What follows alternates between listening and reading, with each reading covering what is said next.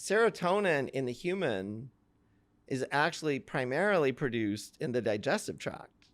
90 to 95% of the serotonin in the human body is in your digestive tract, not in your brain. But what we do know that serotonin works on serotonin receptors in the brain. And those serotonin receptors are actually directly regulating the amount of energy metabolism that is occurring within the cell. And that is occurring through effects on mitochondria, because mitochondria are the energy metabolizers. So they're like the engine of the cell. And so serotonin, when it binds to a receptor, is triggering a cascade of events that results in those mitochondria becoming more active. The cell is turning on, quote unquote. But one of the other things that serotonin is doing is it's creating a process or stimulating a process called mitochondrial biogenesis. So that serotonin over time results in that cell producing more mitochondria. And so it's changing the energy metabolism of that cell. It's changing the mitochondria, both the quantity and quality or health of the mitochondria within that cell. And so I'm not here to deny that SSRIs work. They do work. I've seen them work as a clinician. I know they work. But what I'm saying is that we need to think about it differently. It's not just you've got a serotonin imbalance, so we're giving you a little serotonin.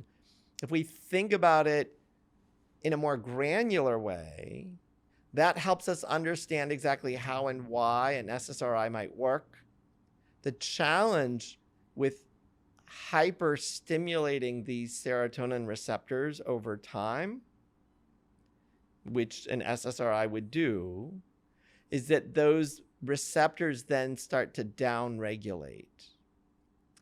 And when they downregulate too much, you can actually then have a metabolically compromised brain cell as a result.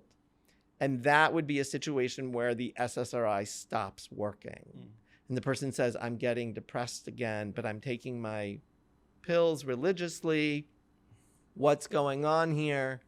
Clinicians are scratching their head trying to figure out, I don't know what's going on.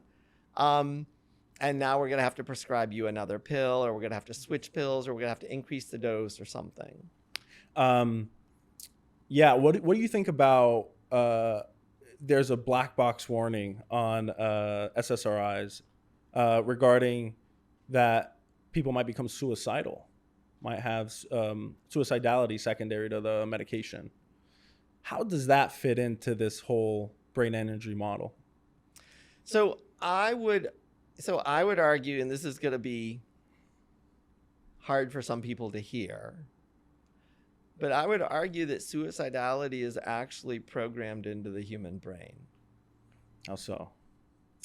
Well, that the fact that a pill can make people suicidal strongly suggests that the human brain has that hard wiring embedded into it. I don't think the fact that taking a pill creating suicidality is the only evidence to that, just elements of, like you mentioned before, right? The guy whose entire family dies, and like one of the first thing that goes through his mind is like, suicide. 100%. Yeah, right? I wasn't trying to say it was the only evidence, but that is a perfect example. I think most people, when they hear that story, the guy just lost his wife and 2 kids, and he starts thinking, maybe I would be better off dead. Most of us don't think he has a brain disorder yet. It makes sense for him to it think makes that. sense. We can empathize. Sure. Because our brains are hardwired to have that response under certain circumstances. That's a good point. Yeah. If you are captured by the Nazis and humiliated and degraded and tortured, and they've already slaughtered your whole family in front of your eyes, and they are continuing to humiliate and degrade you, and now they want to force you to torture other people like you better have the thought of suicide. Yeah. That's actually the normal, healthy response in that situation. Right. You shouldn't go along with these horrific enemies degrading and torturing you. So what I'm saying is that suicidality is a program, so to speak, that is hardwired into the human brain. It gets triggered under certain circumstances, the ones we just talked about. You have a massive loss in your life, or you're being humiliated, degraded, and now people are trying to force you to do harm and evil on others. You might decide, this is a situation where the right decision is to extinguish myself. Sure. What I'm saying is that those brain circuits, those brain regions can start firing when they shouldn't. Do you know what those brain regions are? Have they been identified or not? So there are researchers who have actually developed brain scans that are becoming pretty sensitive and specific to identify suicidality in humans. Which again, it's not just one brain cell or brain, it's an actually interconnected circuit network of brain regions. But so researchers are studying that, which again is further evidence, given that all of these different people who have suicidality for a wide variety of reasons are all showing the exact same brain patterns on a brain scan. Strongly suggests that this is hardwired into the human brain, and that there is a replicatable pattern of brain activity that can produce these sensations. And so what I'm arguing is that a brain disorder is when that system is either underactive or overactive. So in the case of suicidality, we're not going to worry too much about underactive, because that would be a situation where, the guy who loses his wife and 2 kids doesn't think at all about suicide. Yeah, I don't know that's a major problem. Yeah.